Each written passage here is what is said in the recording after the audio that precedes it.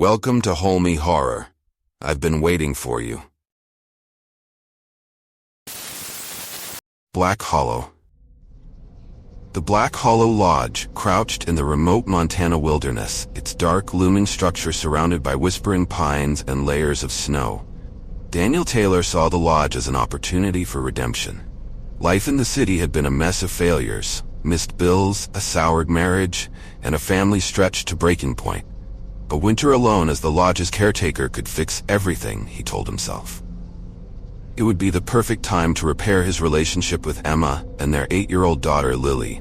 The lodge's owner, Mr. Crenshaw, had warned them.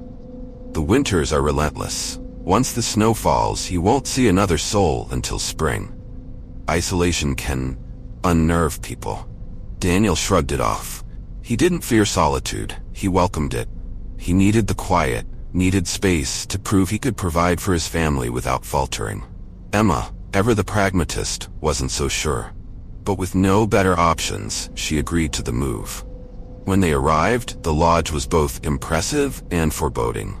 Its dark wooden walls and steep roof seemed designed to keep the wilderness out, but the endless empty corridors inside felt more like a trap than a refuge. The rooms were cavernous, their antique furnishings heavy with history. A cold draft seemed to haunt every corner, no matter how fiercely the fireplace roared.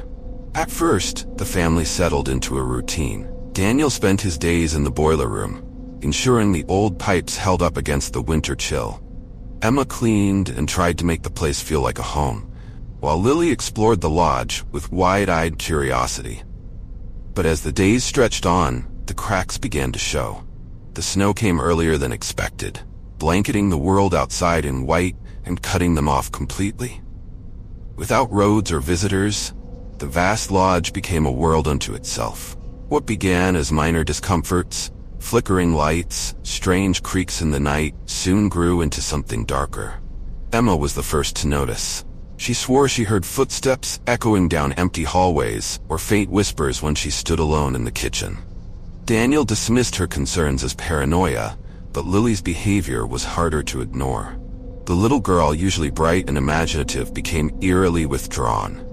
She spent hours hunched over her sketch pad, drawing strange, faceless figures standing outside the lodge. "Who are they, Lily?" Emma asked one evening, her voice tight with unease.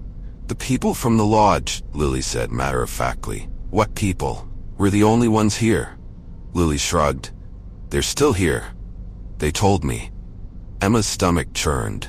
She tried to laugh it off, chalking it up to an overactive imagination, but the drawings kept coming.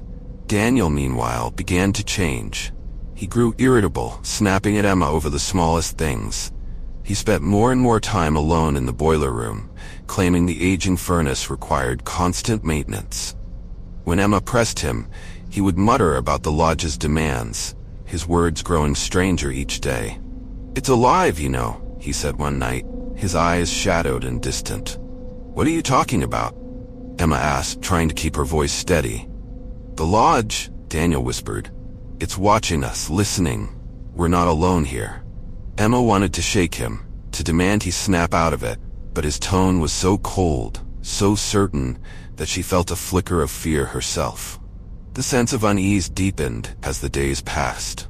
The walls seemed to creak and groan more often, the shadows in the corners stretching unnaturally long. One evening, Emma found deep scratches etched into the wood near the fireplace. The words were crude but unmistakable. "Leave while you can." She showed the message to Daniel, but he only laughed. "Maybe it's a warning," he said, his voice tinged with something unsettling. "For us?" Emma asked, her throat dry. "No," Daniel said, his eyes gleaming. "For you." That night, Emma bolted the bedroom door for the first time. Lily continued to withdraw, her once playful demeanor replaced by a chilling calm. Emma woke one night to find her daughter humming softly in the darkened hallway, her face blank and unseeing. "Lily, what are you doing out here?" "They're waiting," Lily said, her voice distant. "Who's waiting?" "The ones who stayed." Emma's blood turned to ice. She tried to hold Lily, to comfort her, but the girl's body felt limp, unresponsive. The snow outside grew heavier, the drifts swallowing the windows. The lodge became a prison, its walls seeming to close in. Emma begged Daniel to leave, but he refused, his fixation on the lodge growing more obsessive. He spoke of the building like it was a living entity, something that demanded obedience. "You don't understand," he hissed one night when Emma confronted him. "It needs us. We can't just leave." Emma decided she had no choice but to escape without him. Early one morning, she packed a bag, bundled Lily in layers, and prepared to brave the storm. But Daniel caught them at the door. His face was pale, his eyes hollow, but his voice was thunderous. "You're not taking her," he roared. "She's our daughter." Emma screamed back, clutching Lily to her chest. "She's not just ours anymore," Daniel shouted, his words echoing through the empty lodge. "The lodge needs her." Emma fought back tears as she shoved him away and locked herself and Lily in the pantry. From the other side of the door, Daniel raved, his fists pounding against the wood. Hours passed before the pounding stopped, but the silence that followed was worse. That night, Emma woke to find Lily's bed empty. Panic surged through her as she raced through the lodge, calling her daughter's name. She found her in the grand ballroom, standing in the center of the room, her small figure dwarfed by the vastness around her. Daniel stood nearby holding a knife, his expression eerily calm. "Put it down," Emma said, her voice trembling. "She belongs to the lodge now," Daniel said, his tone devoid of emotion. Emma lunged at him, wresting the knife from his grasp. Lily didn't move, her body stiff as if in a trance. "What's happening to her?" Emma demanded, her voice breaking. Daniel only smiled. "She's becoming part of it." The room grew deathly cold. The walls pulsed, veins of darkness spreading across the wood like a living infection. Shadows slithered across the floor, coalescing into humanoid shapes. Emma's breath caught in her throat.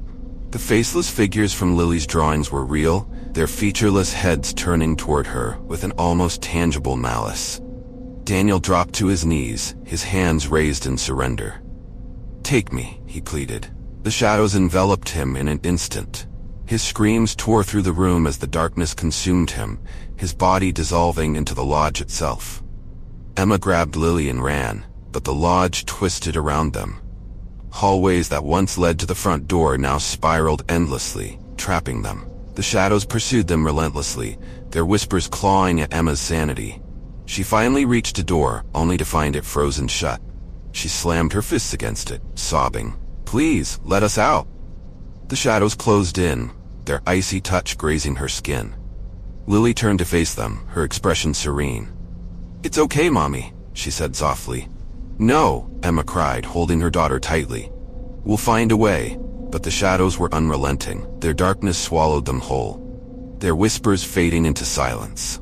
When spring arrived, Black Hollow Lodge stood untouched, its windows glinting innocently in the sun. A new caretaker family arrived, marveling at the lodge's grandeur, unaware of the horrors buried within its walls. And deep in the ballroom, faint whispers echoed, welcoming them home. Thanks for watching, and don't forget to subscribe for more chilling stories. And remember, be careful. I'll be watching you.